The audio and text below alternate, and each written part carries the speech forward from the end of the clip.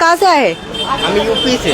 UP से आए? हाँ, वहाँ पे एग्जाम होता है? वहाँ पे एग्जाम होता है, लीक होता है। हमारे स्टेट में बेरोजगारी है, योगी बाबा कुछ नहीं कर रहे, बुलडोजर उल्टा चला रहे हैं। योगी बाबा के खिलाफ प्रदर्शन हर बार स्टूडेंट करते हैं। अभी पेट का पेपर हुआ, 30 लाख बच्चे बेरोजगार घूम रहे हैं।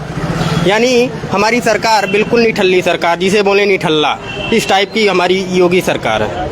और योगी सरकार की 8 सालों से ऐसी रणनीति रही है कि हम क्या ही बताएं। अगर योगी सरकार जी नौकरी देते तो आज हमें यहाँ आना नहीं पड़ता। 2022 टीजीटी एग्जाम अभी 2025 हुआ, करवा नहीं पाए।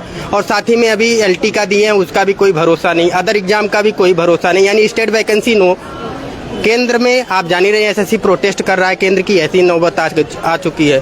तो इस तरीके से चल रहा है। कहने का मतलब यह है कि कहीं पर भी विद्यार्थियों को खाली लाठी खाना है बस, और कुछ भी नहीं है। पढ़ाई माता पिता देते हैं रुपया पढ़ाई करने के लिए, और हम लोग क्या करते हैं, उसी का खर्च से पढ़ाई करते। उसके बाद जब हम लोग कमाने लायक हो जाते हैं तो कुछ भी नहीं कर पाते। क्यों? क्योंकि वैकेंसी नहीं है।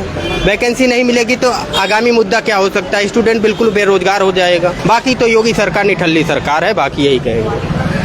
আমরা দেখতে পেলাম যে বিস্ফোরক কথা বললেন এক পরীক্ষার্থী উত্তর প্রদেশ থেকে যারা এসছেন তাদের অবস্থা আরো শোচনীয়, এমনটাই কিন্তু তারা জানালেন যে সেখানেও পরীক্ষা একেবারেই হয় না এবং হলেও সেই প্রশ্নপত্র আগে থেকেই ফাঁস হয়ে যায়।